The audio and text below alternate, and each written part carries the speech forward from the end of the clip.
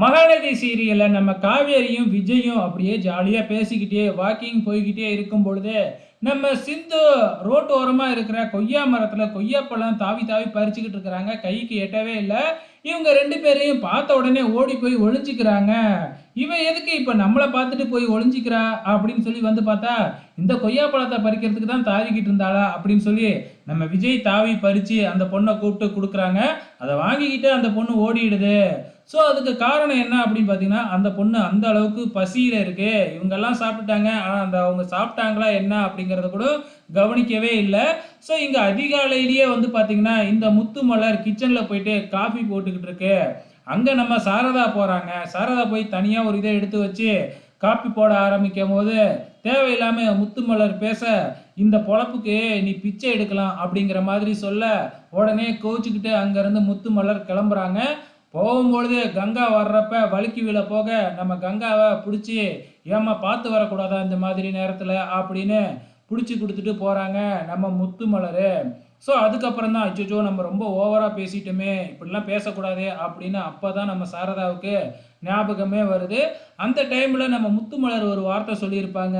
நம்ம சாரதா இப்படி சொன்னத உடனே நீங்கள் சொல்கிறது வாஸ்தவம் தாங்க்கா, ஆனால் ரெண்டு பிள்ளைங்க இருக்குங்களே, அப்படி இல்லைன்னா நான் பிச்சை எடுத்திருப்பேன், அப்படி இல்லைன்னா இப்படி வாழ்கிறதுக்கு செத்து போயிடலாம்னு செத்து போயிருப்பேன், ஆனால் பொம்பளை பிள்ளைய வேறையா பெற்றுட்டேன்ல, நான் எப்படியா இருந்தாலும் ஒரு வேளை சாப்பாடுனாச்சும் கொடுத்து தானே ஆகணும் அப்படின்னு சென்டிமெண்ட்டாக பேசுனாங்க.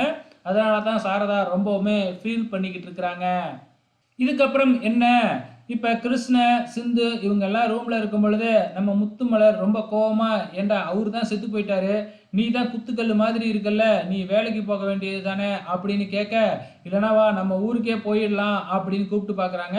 நம்ம இங்கேருந்து போனோம்னா நமக்கு காசே கிடைக்காது, அதனால் இங்கே தான் இருந்தாகணும். நான் வேலை தேடிக்கிட்டு தான் இருக்கேன், வேலை கிடைச்சிடுச்சு அப்படின்னா சாப்பாடு நான் உங்களுக்கு நானே அரேஞ்ச் பண்ணி கொடுக்குறேன் அப்படின்னு சொல்லிக்கிட்டு இருக்கிறாப்புல. அங்கே வந்து நம்ம காவேரியோட பாட்டி வந்து ஏம்மா அவர் செத்தப்பயே ஏன் நீ வரல, சந்தான செத்தப்பயே நீ வந்திருக்கலாம்ல, ஏன் 2 வருஷம் கழிச்சு வந்த அப்படின்னு விசாரிச்சுக்கிட்டு இருக்கும் பொழுது நம்ம சாரதா அவங்களுக்காக காப்பி போட்டு கொண்டு வந்து ஃப்ளாஸ்கில் வச்சுட்டு போகிறாங்க. ஸோ இது ஒரு பக்கம் நடந்துக்கிட்டு இருக்கிறப்ப இந்த பக்கம் காவேரி வாக்கிங்லாம் போயிட்டு நம்ம தாத்தா பாட்டி நம்ம விஜயோட சித்தி எல்லாம் உட்காந்துருக்கப்ப போய் உட்காந்து பேச பார்க்குறாங்க. ஆனால் பாட்டி கோவத்தில் பேசவே மாட்டேங்கிறாங்க.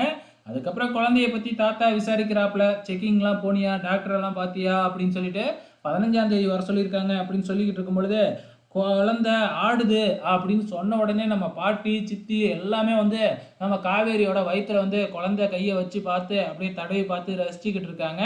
இதோட இன்னி எபிசோடு முடிஞ்சிருச்சு. வெயிட் பண்ணி பார்க்கலாம் நாளைக்கு என்ன நடக்க போகுதுன்னு.